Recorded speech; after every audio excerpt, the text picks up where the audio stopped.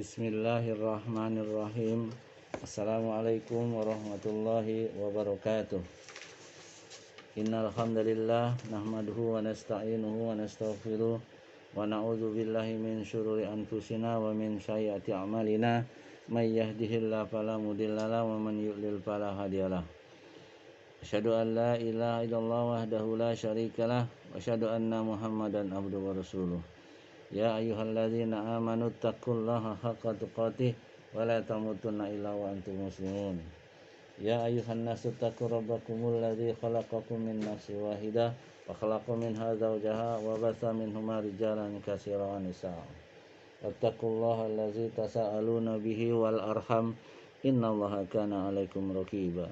Ya ayyuhalladzina amanu taqullaha wa qulu qawlan sadida yuslih lakum a'malakum wa yaghfir lakum dzunubakum wa may yuti'illah wa rasulahu faqad faza fawzan 'azima. Amma ba'du fa inna khairal kalami kalamullah wa khairal hadi hadi Muhammad sallallahu alaihi wasallam. Wa sharral umur muhdatsatuha fa inna kulla muhdatsatin bid'ah wa kulla bid'atin dhalalah wa kulla dhalalatin finnar. Saudaraku dirahmati Allah, kita mulai pelajaran berikutnya tentang sejarah Nabi ya, atau sirah nabawiyah ya, dari sejak lahir sampai beliau sallallahu alaihi wasallam wafat ya. Yang lalu kita sudah masuk ke lembaga pemerintahan dan keemiran di Jazirah Arab dan juga letak strategis dunia Arab dan suku-sukunya. Sekarang kita masuk ke bab berikutnya, yaitu keyakinan dan kepercayaan bangsa Arab. Mayoritas bangsa Arab masih mengikuti dakwah Nabi Ismail alaihissalam ketika beliau mengajak mereka untuk menganut agama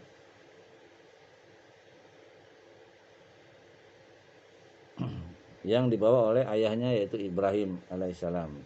Mereka menyembah Allah dan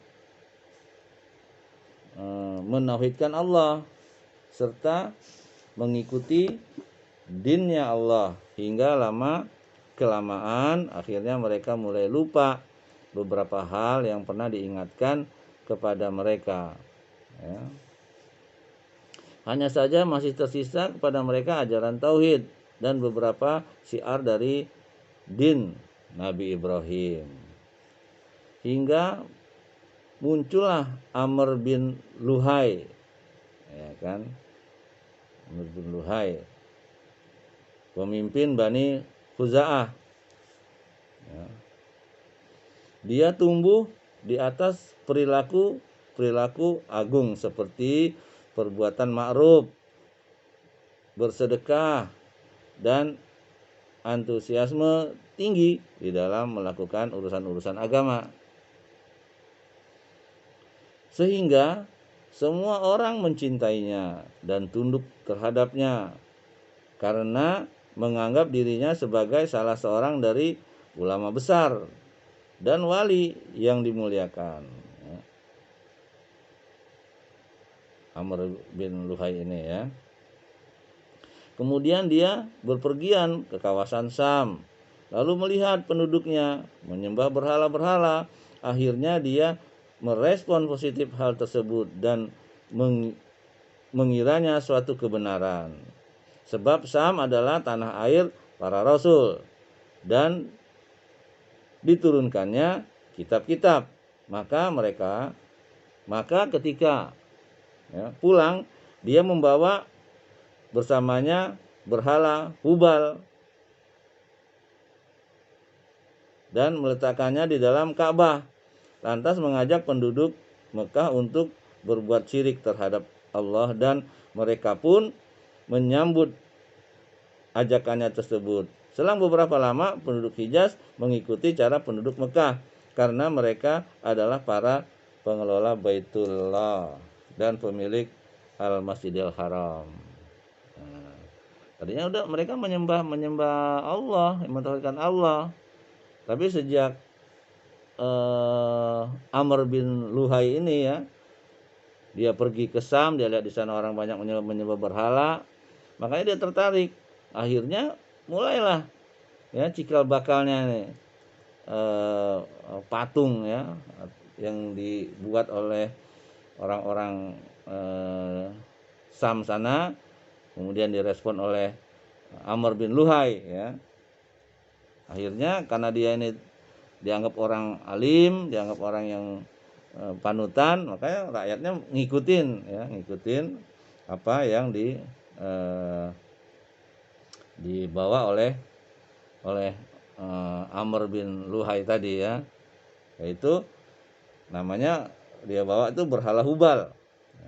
Di antara berhala yang paling tua bernama Manat yang terletak di Musallal ya, sebuah kawasan di tepi Laut Merah ya, dekat Kudait gitu ya. Kemudian mereka menjadikan Lata ya, patung Lata ya di Taib dan Uzza di Wadi Naklah ya. Ada berapa? Ada 4 patungnya ya. Patung Hubal ya kan, diletakkan di Masjidil Haram.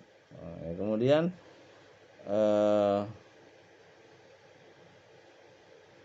patung yang lain itu Manat ya. Manat itu ya sebenarnya orang soleh itu ya, ditaruh di Musallal ya, kawasan di tepi Laut Merah. Kemudian di dekat Kuwait ya, Kudait, bukan Kuwait, Kudait Nakhlah ya. Kemudian mereka menjadikan Lata diletakkan di Taib dan Uzza di Wadi Naklah. Ketiganya merupakan berhala yang paling besar itu ya. Manat, Lata, dan Uzza, dan itu orang-orang alim semua ya.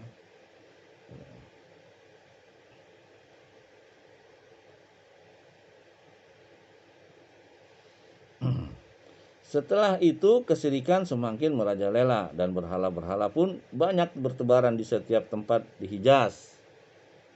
Disebutkan bahwa Amr bin Luhai mempunyai pembantu. Nama pembantunya itu atau kadam ya, mempunyai pembantu atau kadam ya, dari bangsa jin ya. Pembantu kadam atau dari bangsa jin. Memberitahukan kepadanya bahwa berhala-berhala kaum Nuh ya, Wud, Suwa, Yagut, Ya'ub, dan Nasr terpendam di Jeddah. Maka dia datang ke sana dan menelusuri jejaknya lalu membawanya ke Tihamah. Setelah tiba musim haji, dia menyerahkan berhala-berhala itu kepada berbagai kabilah. Mereka membawa pulang berhala-berhala itu di tempat mereka masing-masing hingga setiap kabilah memilikinya, bahkan dimiliki setiap rumah.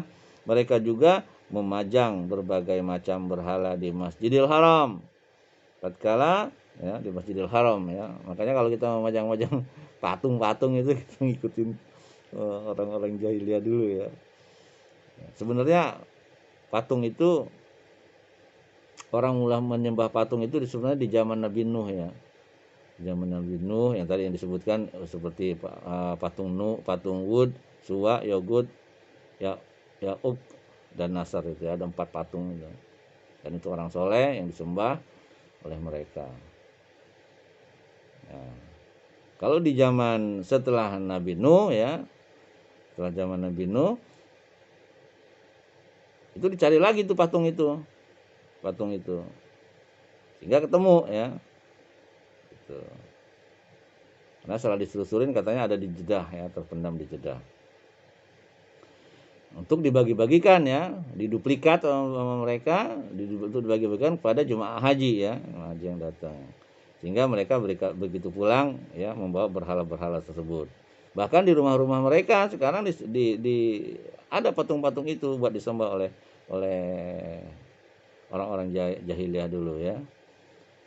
Mereka juga selain menyembah itu memajang ya di rumah-rumahnya, ya kan.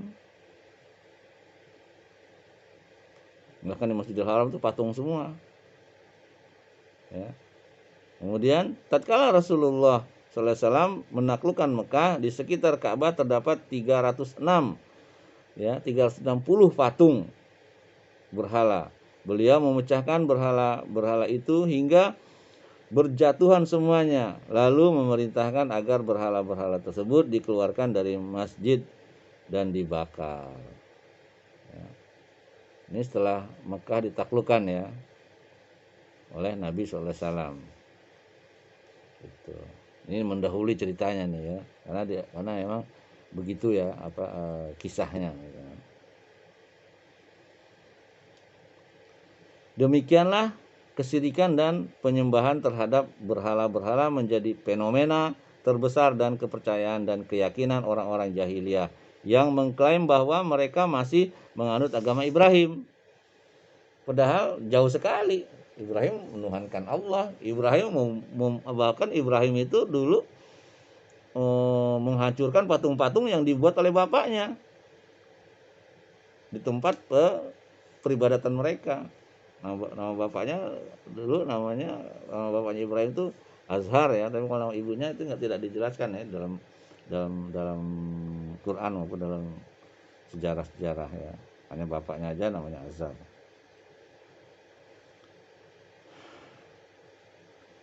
Demikianlah ya kesyirikan dan penyembahan terhadap berhala-berhala menjadi fenomena terbesar ya.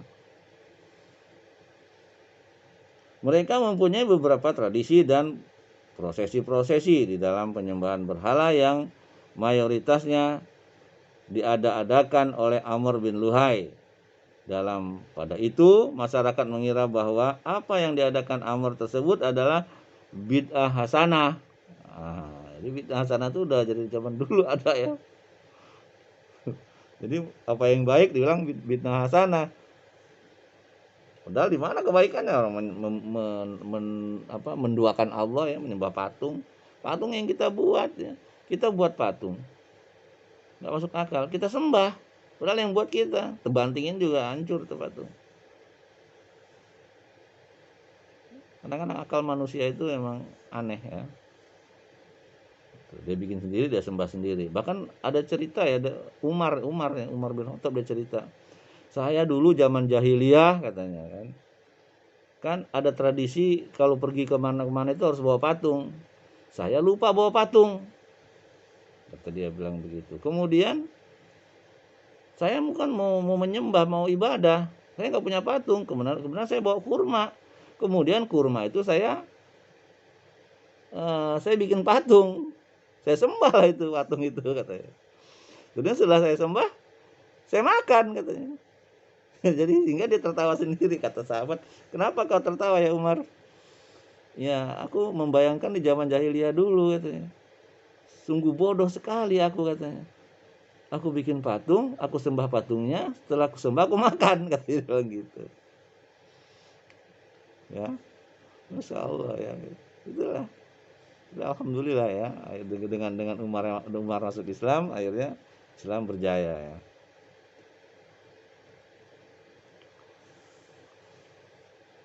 Ya. Mereka berdalil menyembah patung itu adalah bid'ah hasanah, sesuatu yang diadakan namun baik katanya, dan tidak dikategorikan sebagai merubah agama Ibrahim.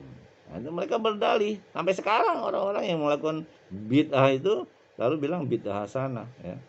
Berdalih dia karena ini baik menurut dia, padahal dia udah menuduh, karena bid'ah itu sangat-sangat berbahaya ya. Bid'ah itu satu ya. Kita kalau melakukan bid'ah kita tidak akan bisa minum telaganya Rasulullah kelak kalau kita nggak taubat.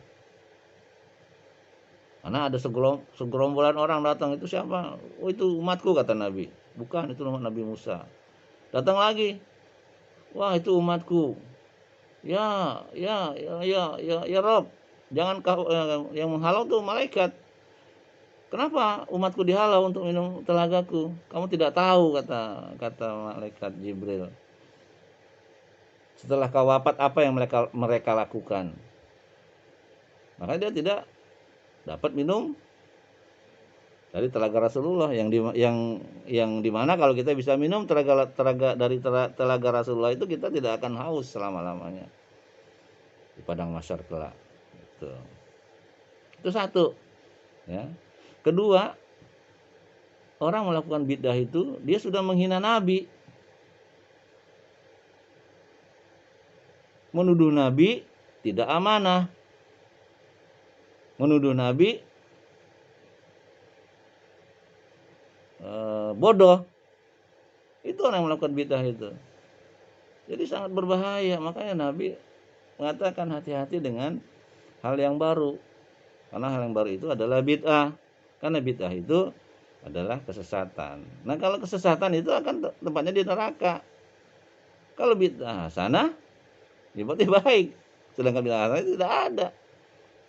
Gitu. Kalau perkataan Umar, ya, bid'ah hasanah itu dari segi bahasa, ya, karena dia memerintahkan sholat taraweh. Ini adalah bid'ah, sebaik-baik bid'ah katanya kan.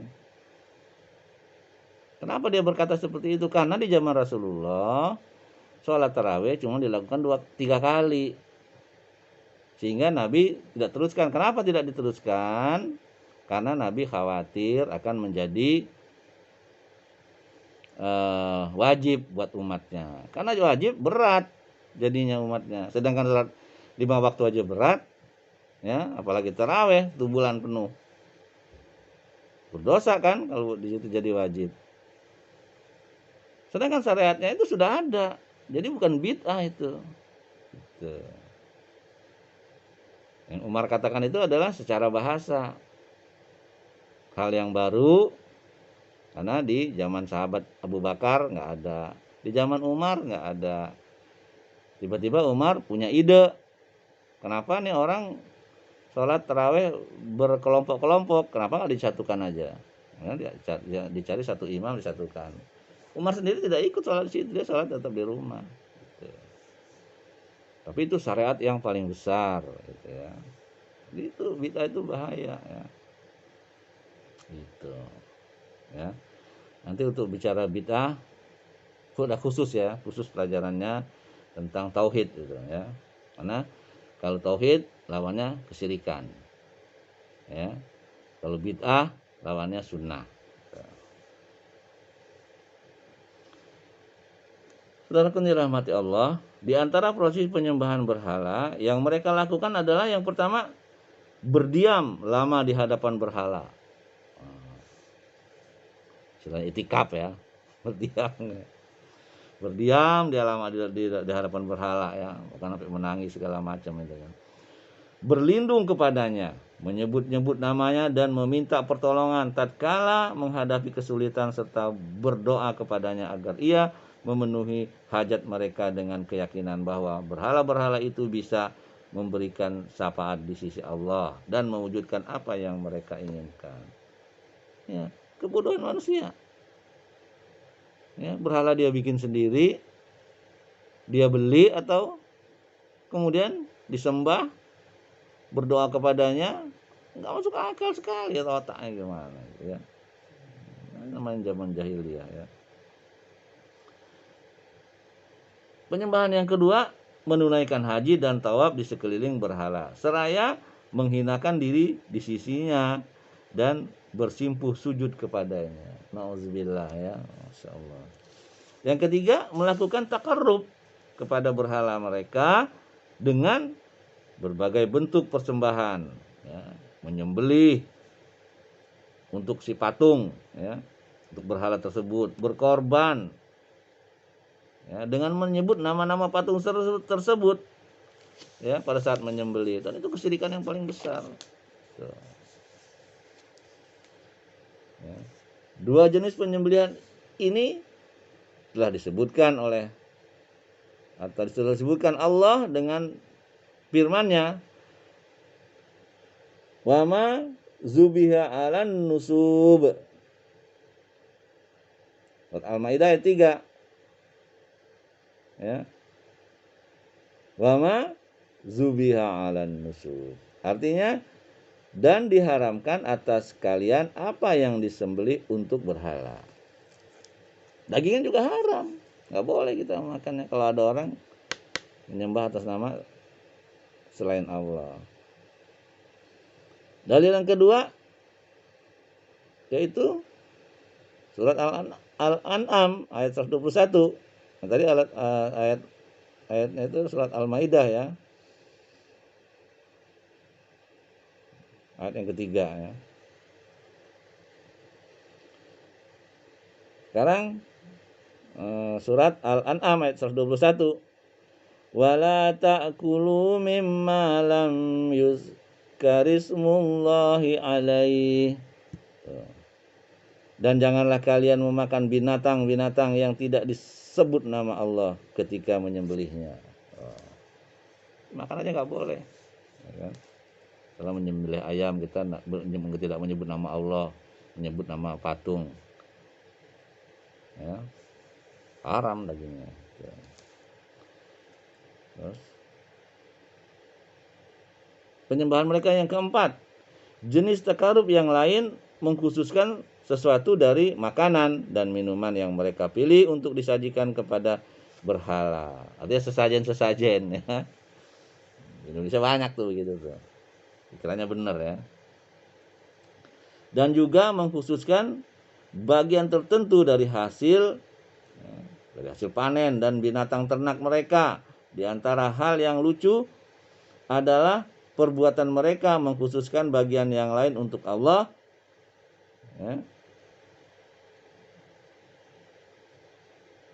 Bagian lain untuk Allah. Mereka memiliki banyak alasan kenapa memindahkan sesembahan yang sebenarnya sudah diperuntukkan buat Allah kepada berhala-berhala mereka. Akan tetapi mereka belum pernah memindahkan sama sekali sesembahan yang sudah diperuntukkan buat berhala mereka kepada Allah. Dalam hal ini Allah SWT berfirman dalam surat Al-An'am ayat 136.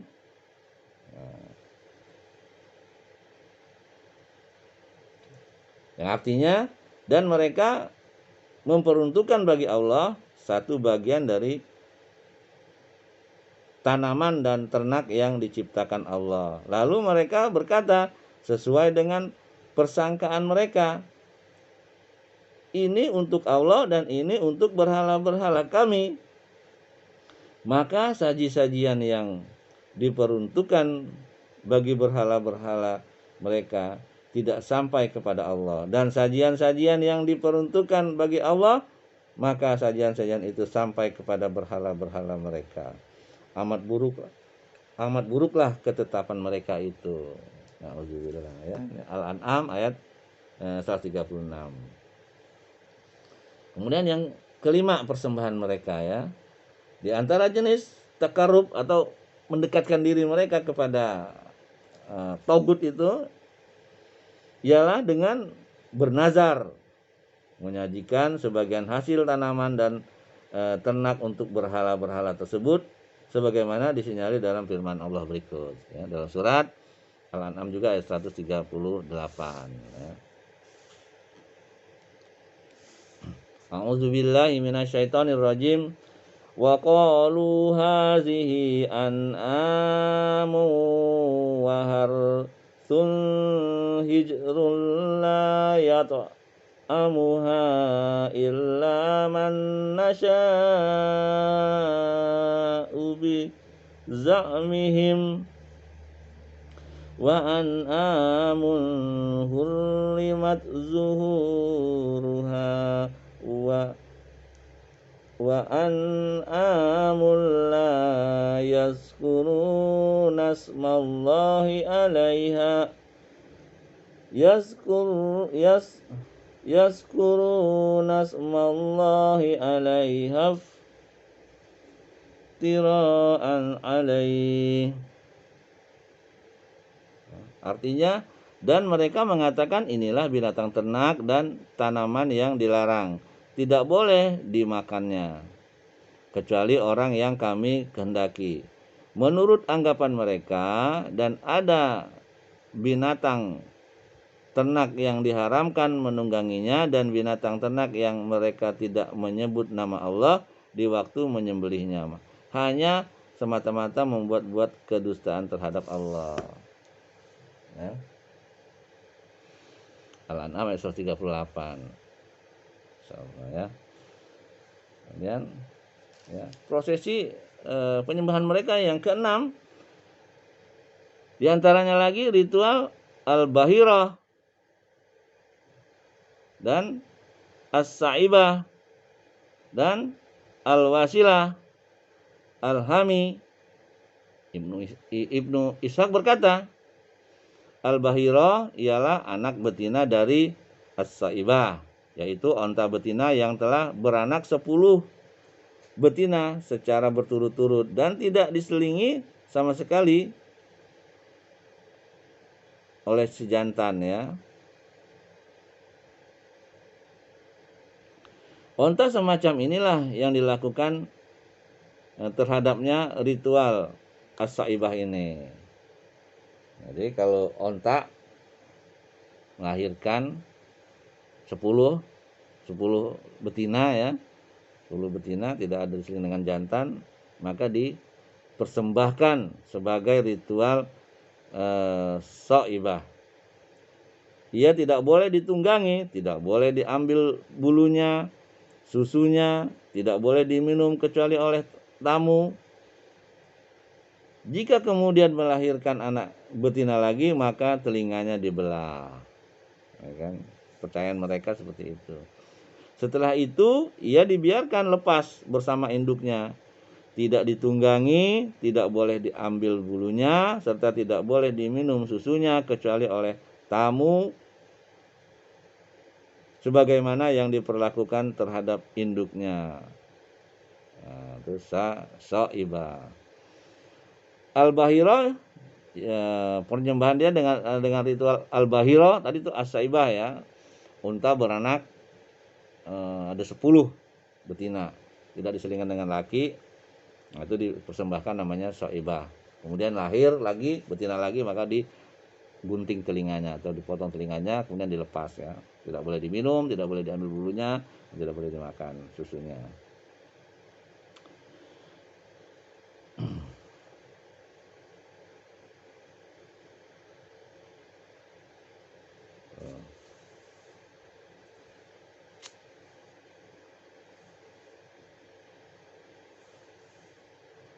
Saudara yang dirahmati Allah, sekarang al-bahirah ialah anak betina dari as-sa'ibah, sedangkan al-wasilah adalah domba betina yang bila dilahirkan 10 anak betina secara kembar berturut-turut dalam 5 kehamilan, tidak diantarai lahirnya yang jantan. Bila hal ini terjadi, maka mereka mengadakan ritual namanya wasilah. Lalu mereka berkata, ia telah menjadi al-wasilah. Kemudian bila beranak lagi setelah itu, maka mereka persembahkan kepada kaum laki-laki saja, tidak kepada kaum wanita mereka, kecuali ada yang mati, maka dalam hal ini kaum laki-laki dan wanita bersama-sama melahapnya. Sedangkan al-hami adalah onta jantan yang bila sudah membuahkan 10 anak betina secara berturut-turut, tidak diantarai oleh yang jantan, maka punggung onta seperti ini dipanaskan, dicolok dengan api, tidak boleh ditunggangi, tidak boleh diambil bulunya, harus dibiarkan lepas dan tidak digunakan kecuali untuk kepentingan ritual seperti berkenaan dengan hal tersebut. Nah, ini dijelaskan dalam Al-Quran ya, dalam surat Al-Maidah ayat 103. A'udzubillahi minasyaitonirrajim. Ma ja'alallahu min bahiratin wala sa'ibatin wala wasilatin wala hamin walakinnal ladzina kafaru yaftaruna 'alallahil kadzib wa aktsaruhum la ya'qilun. Artinya Allah sekali-kali tidak pernah mensyariatkan adanya bahiro, saibah, wasilah dan HAM. Akan tetapi orang-orang kafir membuat-buat kedustaan terhadap Allah dan kebanyakan mereka tidak mengerti. Al-Maidah ayat 103. Itu ya. Makanya bid'ah itu binasa ya. Karena dia membuat-buat. Bid'ah itu ya, kalau bid'ah dalam ibadah itu cenderung mempersulit. Ya, mempersulit. Kalau bid'ah dalam urusan dunia itu malah memudahkan. Contohnya pesawat. Dulu kita naik haji pakai kapal kan. Tapi orang-orang pelaku bidah, soalnya lu pergi naik onta lo. Nabi kan naik onta. Bilang begitu. Karena dia nggak ngerti arti bid'ah secara syariat. Ya, pesawat bid'ah benar, jalan Nabi tidak ada. Mic benar, handphone benar bid'ah secara bahasa. Yang dimaksud Nabi itu bid'ah secara syariat. Nah, itu. Misalnya berdoa kepada Allah, bukan kepada Nabi mintanya. Gitu. Melakukan ritual-ritual yang tidak ada disyariatkan. Ya, banyak ya, nanti ada khusus ya tentang bid'ah. Allah juga menurunkan ayat Al-An'am ayat 139. Wa qalu ma fi butuni hadhil an'ami khalisatul lizukurina wa muharramun ala aswajina wa iyyakum maitatan fahum fihi suraka. Artinya, dan mereka mengatakan apa yang di dalam perut binatang ternak ini adalah khusus untuk pria kami dan diharamkan atas wanita kami. Dan jika yang dalam perut itu dilahirkan mati, maka pria dan wanita sama-sama boleh memakannya. Allah kabarkan ya. Ada penafsiran lain terhadap makna kata al-an'am ya, atau binatang ternak di atas ya. Ini bisa dilihat di Sirah Ibnu Hisham ya, untuk lengkapnya ya. Sa'id bin Al-Musayyib telah menjelaskan bahwa binatang ternak ini diperuntukkan bagi togut-togut mereka ya, dalam Sahih Al-Bukhari ya, bab 1 halaman 499. Telah diriwayatkan secara marfu di dalam Sahih Al-Bukhari bahwa Amr bin Luhai tadi yang membuat patungnya adalah orang pertama yang melakukan ritual as-saibah. Amr bin Luhai ini yang pertama membuat patung atau mengambil patung dari Sam ya. Dia pergi ke Sam, ternyata di sana banyak orang nyembah-nyembah berhala, akhirnya dia bawa tuh patungnya tuh ya, patung Hubal yang pertama itu. Kemudian dibuat lagi patung Uzza, patung Lata, patung Manat ya.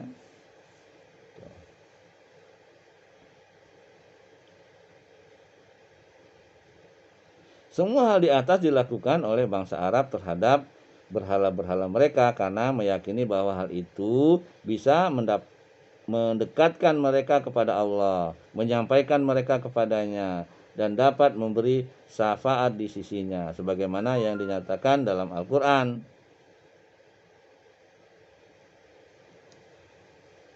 Ma na'buduhum illa liyuqarribuna ilallahi zulfa. Kami tidak menyembah mereka melainkan supaya mereka mendekatkan kami kepada Allah dengan sedekat-dekatnya. Az-Zumar ayat 3. Kemudian dalil yang lain dalam surat Yunus 18. Wa ya'buduna min dunillahi ma la yadurruhum wa la yanfa'uhum wa yaquluna haula'i syufa'auna indallah. dan mereka menyembah selain daripada Allah apa yang tidak dapat mendatangkan kemudaratan kepada mereka dan tidak pula manfaat. Dan mereka berkata, mereka itu adalah pemberi syafaat kepada kami di sisi Allah. Ya. Alhamdulillah ya. Yunus 18. Saudara kita rahmati Allah. Orang-orang Arab yang juga mengundi nasib dengan al-azlam. Makna al-azlam adalah anak panah yang tidak ada bulunya.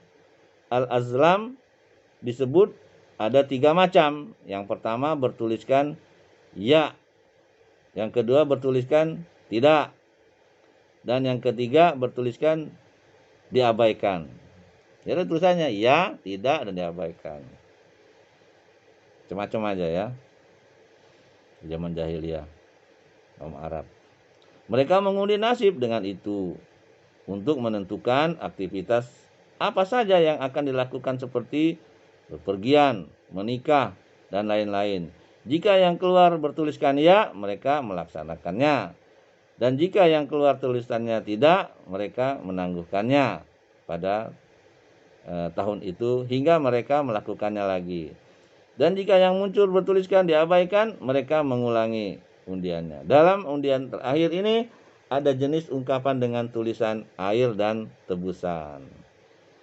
Ada dengan tulisan dari kalian, dari selain kalian, atau diikutkan atau seperti dikaitkan ya, dikaitkan. Bila mereka ragu terhadap nasab seseorang, mereka membawanya ke berhala Hubal. Yang pertama yang Amr bin Luhai tadi ya, bawa dari Sam ya. Dan membawa serta juga 100 onta lalu diberikan kepada si pengundi. Dalam hal ini jika yang keluar adalah tulisan dari kalian, maka dia diangkat sebagai penengah atau pemutus ya. Pemutus perkara maksudnya ya. Di antara mereka ya, pemutus perkara di antara mereka, jika yang keluar tulisan dari selain kalian, maka dia diangkat sebagai sekutu. Sedangkan jika yang keluar adalah tulisan, diikutkan, dikaitkan, maka kedudukannya di tengah mereka adalah sebagai orang yang tidak bernasab dan tidak diangkat sebagai sekutu. Ini untuk lebih lengkapnya bisa dibaca di Sirah Ibnu Hisham. Ya, halaman 152 sampai 153 atau Fathul Bari bab 8 halaman 277 ya. Hal yang mirip lagi adalah al-maisir dan al-qiddah yang merupakan jenis dari judi. Untuk hal itu mereka biasanya membagi-bagikan daging unta yang mereka sembelih berdasarkan al-qiddah ya, al-qiddah tersebut ya. Mereka juga percaya kepada informasi yang disampaikan oleh dukun-dukun ya. Dia percaya dengan dukun ya. Dukun tuh namanya kahin ya. Kahin atau dukun. Tukang ramal atau arraf dan ahli nujum, munajjidum atau astrolog. Makna kahin atau dukun adalah orang yang suka memberikan informasi tentang gejala-gejala alam di masa depan dan sering disebut dengan mengetahui rahasia-rahasia alam. Di antara para tukang ramal ini ada yang mengklaim dirinya memiliki pengikut dari bangsa jin yang memberikan informasi kepadanya. Ya.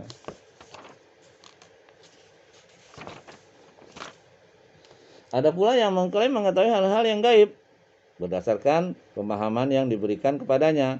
Ada lagi dari mereka yang mengklaim dirinya mengetahui banyak hal melalui mukadimah ya, atau premis-premis dan sebab-sebab atau hukum kausalitas ya, yang dapat dijadikan bahan untuk mengetahui posisi berdasarkan ucapan si penanya. Perbuatan atau kondisinya inilah yang disebut dengan arraf. peramal ya. Tanya-tanya dulu, akhirnya dikait-kaitkan ya. Seolah benar padahal nggak benar. Seperti orang yang mengklaim dirinya mengetahui barang yang dicuri, letak terjadinya pencurian, ya. Juga onta yang tersesat atau hilang dan lain-lainnya. Sedangkan ahli nujum atau munajjim atau astrolog adalah orang yang melihat melalui petunjuk bintang, ya.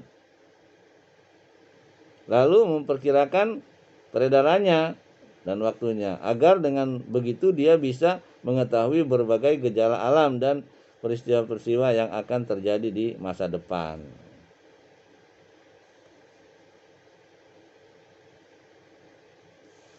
Memundarkan informasi dari ahli nujum, astrolog ini pada hakikatnya yang merupakan bentuk keimanan atau kepercayaan terhadap bintang gemintang.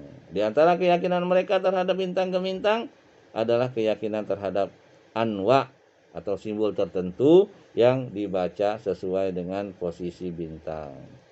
Oleh karenanya mereka selalu mengatakan hujan yang turun pada kami ini lantaran posisi bintang begini dan begitu. Ya. Kalau dengan ilmu pengetahuan tidak apa ya. Kalau dengan perdukunan tidak boleh.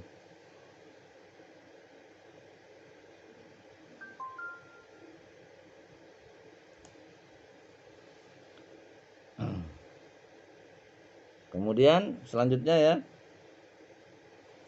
di samping itu pada mereka juga terdapat kepercayaan at-tiyaroh, yaitu merasa pesimis terhadap sesuatu. Asal keyakinan ini adalah dari kebiasaan mereka dulunya yang mendatangi seekor burung atau kijang lalu membuatnya kabur. Jika burung atau kijang itu mengambil arah kanan, maka mereka jadi bepergian ke tempat yang hendak dituju. Dan hal ini dianggap sebagai pertanda baik, sebagaimana jika burung atau kijang itu mengambil arah kiri, maka mereka tidak berani bepergian dan pesimis. Mereka juga pesimis jika di tengah jalan bertemu burung atau hewan tertentu. Nah, itu maksud tatoyur ya, atau tiaroh itu kan. Gitu. Nggak boleh, karena itu kesyirikan.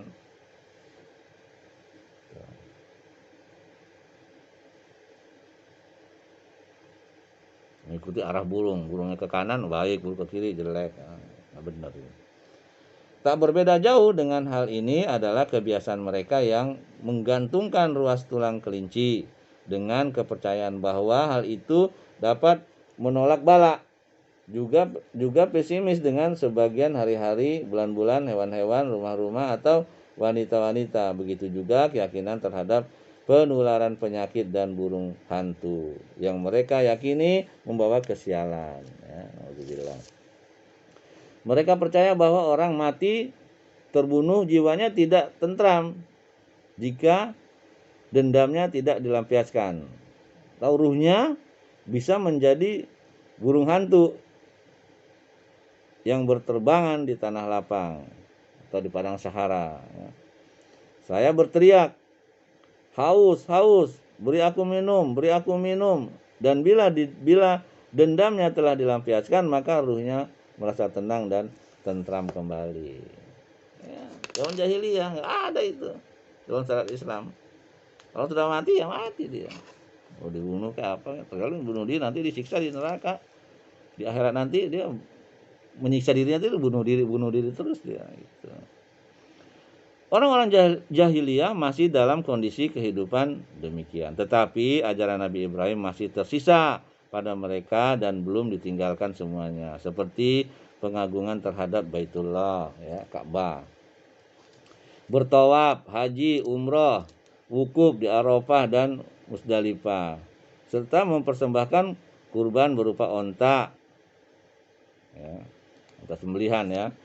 Memang dalam hal ini terjadi hal-hal yang mereka ada-adakan. Di antaranya orang-orang Quraisy berkata, kami adalah anak keturunan Ibrahim, pemilik tanah haram, penguasa Ka'bah. dan pemukiman kota Mekah. Tak seorang pun dari bangsa Arab yang mempunyai hak dan kedudukan seperti kami dalam hal ini. Mereka menjuluki diri mereka dengan Al-Ham atau Al-Hum, ya, kaum pemberani. Oleh karena itu tidak selayaknya kami keluar dari tanah haram menuju tanah halal di luar tanah haram. Artinya mereka tidak melaksanakan wukuf di Arafah, juga tidak melakukan ifadah keberangkatan dari sana, tapi melakukan ifadah dari Musdalifah terhadap perilaku mereka tersebut. Sehingga turunlah firman Allah dalam surat Al-Baqarah ayat 199, ya. Summa afidu min haitsu afadun nas.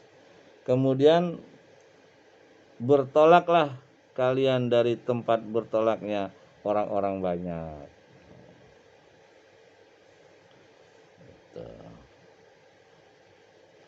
Di antara hal-hal lain yang mereka katakan adalah tidak selayaknya Al-Ham mengkonsumsi keju, memasak dan menyaring samin atau mentega, ya, saat mereka sedang berihram, serta tidak layaknya memasuki rumah-rumah yang terbuat dari bulu wol. Juga tidak selayaknya berteduh jika mereka ingin berteduh ketika wukuf, kecuali di rumah-rumah yang dibuat dari kulit selama mereka dalam keadaan berihram.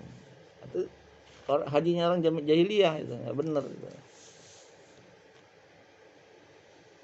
Mereka juga berkata, penduduk di luar tanah haram tidak pantas memakan makanan yang mereka bawa dari luar tanah haram ke dalam tanah haram jika kedatangan mereka itu dimaksudkan untuk melakukan haji atau umrah.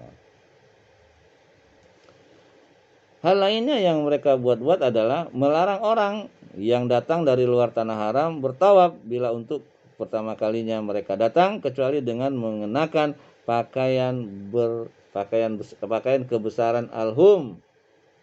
Jika mereka tidak mendapatkannya, maka kaum laki-laki harus melakukan tawaf dalam keadaan telanjang. Sementara kaum wanita juga harus menanggalkan seluruh pakaiannya, kecuali pakaian rumah yang longgar. Kemudian baru bertawaf sembari melantunkan. Lantunannya, hari ini tampak sebagian atau seluruhnya, apa yang nampak itu tiadalah aku perkenankan. Dan berkaitan dengan itu turun firman Allah dalam surat Al-A'raf ayat 31. Jadi zaman jahiliyah dulu begitu aturannya, padahal nggak ada itu aturan, bukan syariat Islam itu. Harus pakai ini, harus pakai kebesaran, makan nggak boleh, harus makan dari punya mereka, istilahnya gitu ya. Itu aturannya Amr bin Luhai, ya. Kemudian, ya, turun firman Allah dalam surat Al-A'raf ayat 31. Ya bani Adam khudzu zinatakum inda kulli masjid. Artinya, hai anak Adam, pakailah pakaian yang indah di setiap memasuki masjid. Suruh pakai yang indah, bukannya telanjang, ya. Alhamdulillah. Itulah, ya. Dia bilang itu kebaikan katanya. Hal itu kan kebaikan, ya. Menyesatkan. Jika salah seorang dari laki-laki dan wanita merasa lebih hormat untuk tawaf dengan pakaian yang dikenakannya dari luar tanah haram, maka sehabis tawaf dia harus membuangnya, dan ketika itu tidak seorang pun dari mereka maupun dari selain mereka yang akan menggunakannya lagi. Menyusahkan, ya. Sedangkan syariat Islam itu mempermudah. Hal lainnya lagi adalah perlakuan mereka yang tidak mau masuk rumah dari pintu depan bila sedang berihram, tetapi mereka melubangi bagian belakang rumah untuk tempat masuk dan keluar, dan mereka menganggap pikiran sempit semacam ini sebagai kebajikan. Hal semacam ini pun kemudian dilarang oleh Al-Quran, ya, dalam surat Al-Baqarah ayat 189. A'udzubillahi minasyaitonirrajim. walaisal birru bi an ta'tul buyuta min zuhuriha walakinnal birra man ittaqa wa tul buyuta min abwabiha. Artinya, dan bukanlah kebajikan itu memasuki rumah-rumah dari belakangnya. Akan tetapi kebajikan itu ialah kebajikan orang yang bertakwa dan masuklah ke rumah-rumah itu dari pintu-pintunya. Dari pintu depan. Itu dari pintu belakang mana? Curi namanya itu. Kepercayaan semacam ini yakni kepercayaan bernuansa syirik, penyembahan berhala, keyakinan terhadap hal-hal tahayul dan khurafat dalam merupakan kepercayaannya ya, agama mayoritas bangsa Arab. Di samping itu juga ada agama lain seperti Yahudi, Nasrani, Majusi dan Sabi'ah.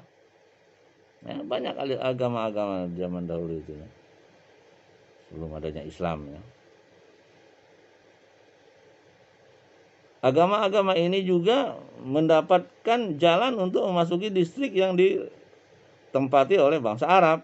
Sedikitnya ada 2 periode yang sempat mewakili keberadaan orang-orang Yahudi di Jazirah Arab. Ya. Periode pertama,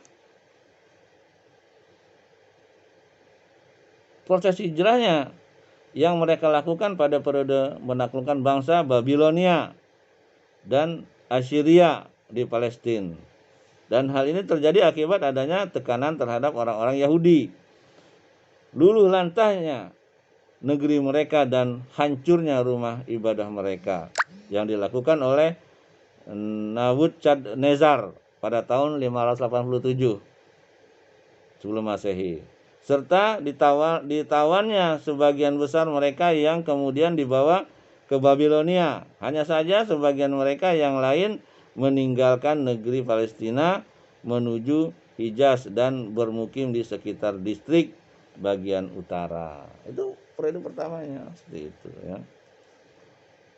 Periode kedua diawali dari sejak pendudukan bangsa Romawi terhadap Palestina di bawah komando Petis ya, pada tahun 70 Masehi. Hal ini terjadi akibat adanya tekanan dari orang-orang Romawi terhadap orang-orang Yahudi, hancur luluh lantahnya rumah-rumah ibadah mereka, sehingga berhijrahlah beragam suku dari bangsa Yahudi ke Hijaz dan menetap di Yastrib ya, Madinah, sekarang ini namanya Madinah ya. Jadi ada beberapa suku ya dari Yahudi itu ya yang menetap di Madinah. Kemudian terusir juga ya setelah ada Nabi Muhammad di situ.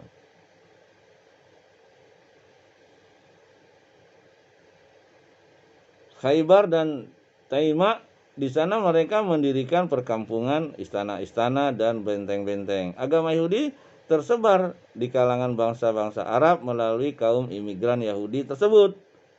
Ya, di kemudian hari mereka memiliki peran yang sangat signifikan dalam momen-momen politik mendahului munculnya Islam dan terjadi pada permulaannya. Kemunculan Islam, ketika Islam datang, suku-suku Yahudi yang masyhur adalah Khaybar dan Anadir serta Al-Mustalik, juga Quraizah dan Qainuqa ya. Ada 4 ya, 4-5 ya. Khaybar, Anadir, Al-Mustalik, Quraizah dan Qainuqa ya, 5. Sejarawan As-Samhudi menyebutkan di dalam bukunya Wafaul Wafa halaman 116 bahwa sekutu Yahudi yang mampir di Yastrib ya, tadi saya jelaskan Yastrib itu adalah Madinah ya sekarang, dan datang ke sana dari waktu ke waktu berjumlah lebih dari 20 suku. Ternyata banyak ya sukunya. bukan 5 ya. Sementara itu masuknya agama Yahudi ke Yaman adalah melalui penjual jerami As'ad bin Abi Karb. Ketika itu dia pergi berperang ke Yathrib lalu memeluk agama Yahudi. Dia membawa serta 2 orang ulama Yahudi dari suku Bani Quraizoh ke Yaman. Agama Yahudi tumbuh dan berkembang dengan pesat di sana. Maka ketika anaknya Yusuf yang bergelar Zunwas, Zunwas itu raja Yaman ya, menjadi penguasa di Yaman, dia menyerang penganut agama Nasrani di Najran dan memaksa mereka untuk menganut agama Yahudi. Namun mereka menolak. Karena penolakan ini dia kemudian menggali parit dan mencampakkan mereka ke api yang lalu membakar mereka hidup-hidup. Ya. Jadi orang-orang Yaman disuruh memeluk agama Yahudi, nggak mau, dibakar gitu. Itulah ya kisahnya yang Yahudi itu kejam. Dalam tindakannya ini dia tidak membedakan antara laki-laki dan perempuan, anak-anak kecil dan orang yang berusia lanjut. Menurut catatan sejarah, jumlah korban pembunuhan massal ini berkisar antara 20.000 hingga 40.000 jiwa.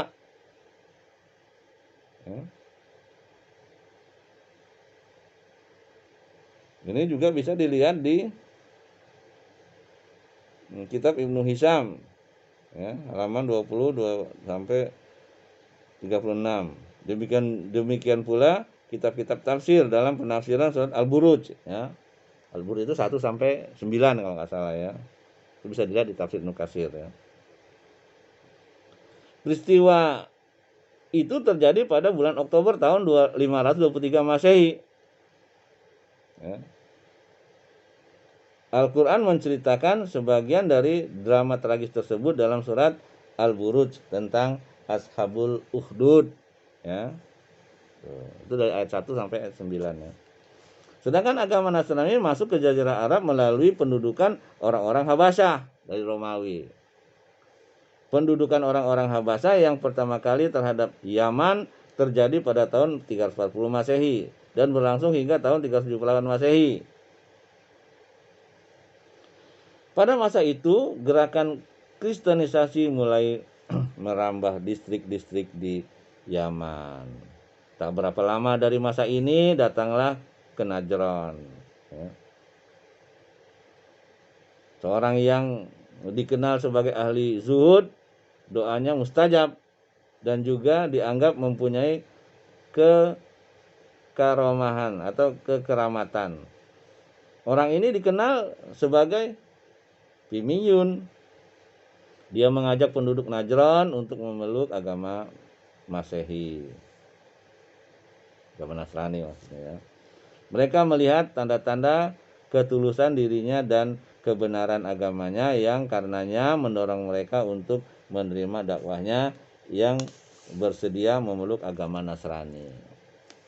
Saudara yang dirahmati Allah, tatkala orang-orang Habasha menduduki Yaman untuk kedua kalinya pada tahun 525 Masehi, hal ini sebagai balasan atas perlakuan Zunwas, raja Yaman tadi ya, Zunwas. Ketika datang ke sana saat itu tampuk pimpinan dalam pemerintahannya dipegang oleh Abraha. Yaman ya, udah kalah ya Zunwas ya, dipegang oleh Abraha. Dia mulai menyebarkan agama Nasrani dengan aktivitas yang gencar dan sasaran yang seluas-luasnya hingga aktivitas tersebut sampai kepada membangun sebuah gereja di Yaman yang diberi nama Ka'bah Yaman. Nah, ini dia ya, Abraha itu kan orang dari Habasha ya, orang dari Afrika, Habasha, memeluk agama Kristen yang nanti dalam sejarah dia mau menyerang Ka'bah kota Mekah ya, karena dia udah punya Ka'bah sendiri ya, Yaman namanya. Yang tujuannya agar haji yang dilakukan oleh bangsa Arab beralih ke gereja ini. Di samping itu dia juga berniat menghancurkan Baitullah di Mekah. Namun Allah membinasakannya di dunia dan akan mengazabnya di akhirat kelak. Nggak mampu dia. Atau yang lalu saya sudah ceritakan ya tentang Abraha ini ya, yang dia berhadapan dengan Abu Thalib. Abu Thalib minta untanya ada berapa ratus itu dikembalikan. Sedangkan kalau dia menyerang Ka'bah silahkan, nah itu kata dia yang menjaga Allah, akhirnya dia nggak mampu menyerang itu. Sebelum sampai nyerang dia udah mati ya, ditimpa batu-batu kerikil ya yang panas sehingga pada terbakar semua. Masuk gajah-gajahnya nggak mau sebenarnya ya. Kalau udah ngadep ke arah Ka'bah duduk, dia nggak mau. Bila dibalikin lagi ke arah Yaman baru mau jalan. Karena sudah tahu ya binatang itu. Namun Allah membinasakannya ya. Agama Nasrani dianut oleh kaum Arab, Gosan, suku-suku Taghlib dan Toyi serta suku-suku lainnya. Hal itu disebabkan mereka bertetangga dengan orang-orang Romawi. Malah sebagian raja-raja Hiro juga telah memeluknya. Sedangkan agama Majusi kebanyakan berkembang di kalangan orang-orang Arab yang bertetangga dengan orang-orang Persia, yaitu orang-orang Arab di Irak, di Bahrain.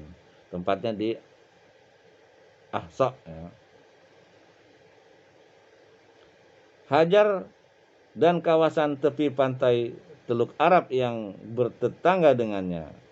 Para pemeluk atau para pemuka di Yaman juga ada yang memeluk agama Majusi pada masa pendudukan bangsa Persia terhadap Yaman.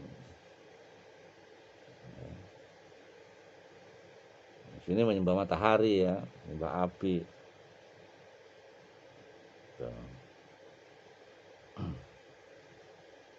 Adapun agama Sabi'ah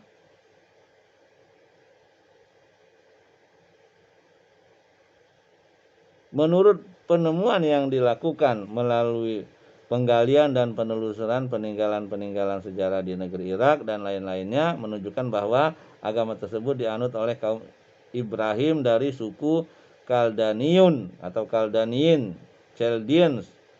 Begitu juga agama tersebut telah dianut oleh mayoritas penduduk Syam dan Yaman pada zaman purbakala. Setelah beruntunnya kedatangan beberapa agama baru seperti agama Yahudi, Nasrani, bangunan agama Syabi'ah ya, atau Soibah ya, mulai lemah dan aktivitasnya mulai padam, tetapi masih ada sisa-sisa para pemeluknya yang berasimilasi dengan para pemeluk Majusi dan hidup berdampingan dengan mereka, yaitu di masyarakat Arab di Irak dan di kawasan pesisir Teluk Arab. Dalam dirahmati Allah, kondisi kehidupan religius di bangsa Arab ya. Poin berikutnya ini ya, kehidupan atau kondisi kehidupan religius mereka. Agama-agama tersebut merupakan agama yang sempat eksis pada saat kedatangan Islam. Namun sudah terjadi penyimpangan-penyimpangan dan hal-hal yang merusak terhadapnya. Orang-orang musyrik yang mengklaim diri mereka sebagai penganut agama Ibrahim justru keadaannya teramat jauh dari perintah dan larangan syariat Ibrahim dan mengabaikan ajaran-ajaran tentang akhlak mulia, sehingga karenanya banyak perbuatan maksiat yang mereka lakukan. Seiring dengan perihal zaman ya, berkembanglah sebagaimana yang terjadi pada para penyembah berhala, yaitu atau penganis, yaitu berupa adat istiadat dan tradisi-tradisi yang menempati posisi khurafat dalam agama, dan ini memiliki dampak negatif yang amat parah terhadap kehidupan sosial, politik, dan religi masyarakat tersebut. Sedangkan yang terjadi pada orang-orang Yahudi, mereka telah berubah menjadi manusia yang dijangkiti riya dan perilaku seenaknya. Para pemimpin mereka telah berubah menjadi sesembahan selain Allah, menghakimi masyarakat seenaknya, dan bahkan memvonis mereka seakan-akan mereka mengetahui apa yang terdetik di dalam hati dan bisikan di bibir mereka. Ambisi utama mereka hanyalah sebagaimana meraih kekayaan dan kedudukan. Sekalipun turunnya adalah lenyapnya, ya, sekalipun taruhannya itu lenyapnya agama dan menyebarnya ateisme, kekufuran serta mengabaikan terhadap ajaran-ajaran yang telah diperintahkan oleh Allah dan yang diperintahkan agar setiap orang menyucikannya, ya, hanya menyucikannya Allah saja, ya, tidak ada selain Allah, gitu ya. Lain halnya dengan agama Nasrani, ia berubah menjadi agama berhala, ya, paganisme yang sulit dipahami dan menimbulkan pencampur adukan yang amat janggal antara pemahaman terhadap Allah dan manusia, ya. Agama semacam ini tentunya tidak dimiliki atau tidak memiliki pengaruh yang real dan signifikan terhadap bangsa Arab karena ajaran-ajarannya jauh dari gaya hidup yang mereka sudah terbiasa akrab dengannya. Karenanya tidak mungkin pula mereka jauh dari gaya hidup tersebut. Sementara kondisi semua agama dan kepercayaan bangsa Arab tak ubahnya seperti kondisi orang-orang musyrik. Ya, hati mereka seirama, keyakinan mereka mudah dimasuki pengaruh luar, dan tradisi serta kebiasaan mereka saling bersesuaian. Itulah ya kondisi kepercayaan mereka sebelum Islam masuk, ya. Ya, cukup panjang lebar ya, cukup lama juga ini saya jelaskannya. Mudah-mudahan ya ini bermanfaat ya. Saya cukupkan sampai sekian saja. Nanti kita lanjutkan untuk pelajaran berikutnya, yaitu bab berikutnya, kondisi masyarakat Arab di masa jahiliyah. Kalau tadi itu kepercayaan ya. Mudah-mudahan ini ada manfaatnya untuk diri saya, untuk diri antum semua, sehingga menjadi amal baik saya, amal baik kita semua di akhirat kelak, ya. Apa yang benar itu datang dari Allah, apa yang salah itu datang dari diri saya sendiri karena kebodohan saya, karena minim ilmu saya. Saya mohon maaf dan saya mohon ampun kepada Allah. Subhanakallah bihamdik, asyhadu an la ilaha illa anta, astaghfiruka wa atubu ilaik. Assalamualaikum warahmatullahi wabarakatuh.